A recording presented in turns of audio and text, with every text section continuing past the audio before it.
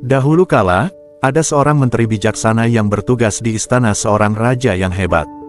Sang menteri begitu cerdas sehingga raja tidak pernah mengambil keputusan penting tanpa berkonsultasi dengannya.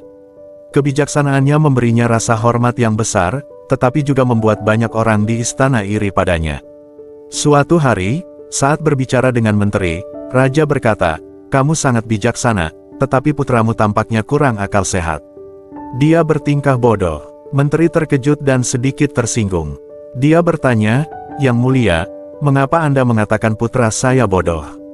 Apa yang telah dia lakukan hingga memberi Anda kesan seperti itu?"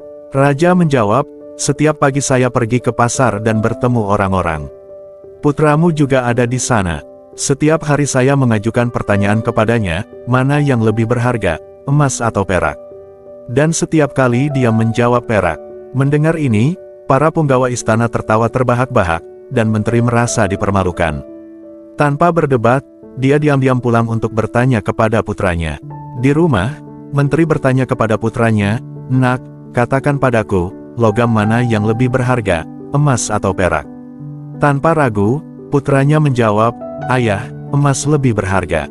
Menteri bingung dan bertanya, "Lalu mengapa setiap hari kamu memberitahu raja bahwa perak lebih berharga?" "Karena ini, semua orang mengejekku di istana." Putranya tersenyum dan dengan tenang menjelaskan, "Ayah, setiap pagi raja meletakkan 2 koin di hadapanku, 1 emas dan 1 perak, dan menyuruhku mengambil yang lebih berharga. Dan aku selalu mengambil koin perak." Menteri semakin bingung dan bertanya, "Tetapi mengapa kamu mengambil koin perak padahal kamu tahu bahwa emas lebih berharga?" Putranya membawa ayahnya ke kamarnya, membuka sebuah kotak, dan memperlihatkan koleksi koin perak.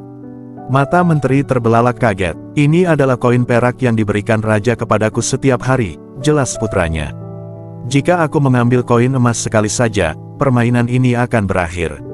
Raja tidak akan bertanya lagi kepadaku, dan aku tidak akan menerima koin perak setiap hari." Dia senang menertawakan jawabanku, tetapi aku mendapat keuntungan darinya. 1 koin emas tidak sebanding dengan banyaknya koin perak yang telah kukumpulkan. Mendengar ini, menteri menyadari bahwa putranya sama sekali tidak bodoh. Faktanya, dia sangat cerdas dengan caranya sendiri. Dia tersenyum dan berkata, "Kamu telah mengubah lelucon menjadi peluang. Kebijaksanaanmu halus, orang tidak dapat memahaminya dengan mudah." Sejak hari itu, setiap kali seseorang di istana menyebut putranya bodoh, menteri hanya akan tersenyum, mengetahui kebenarannya. Kecerdasan putranya telah mengajarinya bahwa kebijaksanaan tidak selalu perlu berteriak, tetapi dapat dengan tenang mengakali bahkan pikiran yang paling tajam sekalipun. Jika kita perhatikan dengan seksama dalam cerita ini, kita akan menemukan bahwa mereka yang diam-diam bekerja menuju tujuan mereka dengan fokus dan kesabaran sering mencapai kesuksesan besar, sementara mereka yang menghabiskan terlalu banyak waktu untuk pamer kepada orang lain atau mencari perhatian orang lain sering gagal mencapai banyak hal dalam hidup mereka. Kebijaksanaan sejati tidak perlu keras atau mencolok, ia bersinar melalui hasil, bukan tampilan kosong. Jangan biarkan orang tahu rencanamu, cukup buat mereka kagum dengan kesunyianmu. Jika kamu tahu bahwa tindakanmu benar, tidak masalah jika orang lain menyebutmu bodoh atau gila. Dunia sering salah memahami kecerdasan sejati dan melabelinya sebagai kebodohan hanya karena tidak dapat melihat kedalaman kebijaksanaan seseorang atau tujuan di balik tindakan mereka. Cerita ini mengajarkan kita bahwa kesuksesan datang dari tetap rendah hati, fokus, dan konsisten, alih-alih mencoba membuktikan nilai diri kepada orang lain.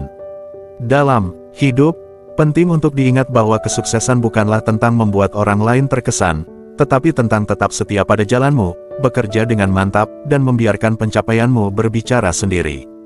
Kebijaksanaan bukanlah tentang dilihat atau didengar, tetapi tentang memahami apa yang benar-benar penting, tetap membumi, dan diam-diam mencapai kebesaran sambil mengejutkan orang lain dengan hasilmu.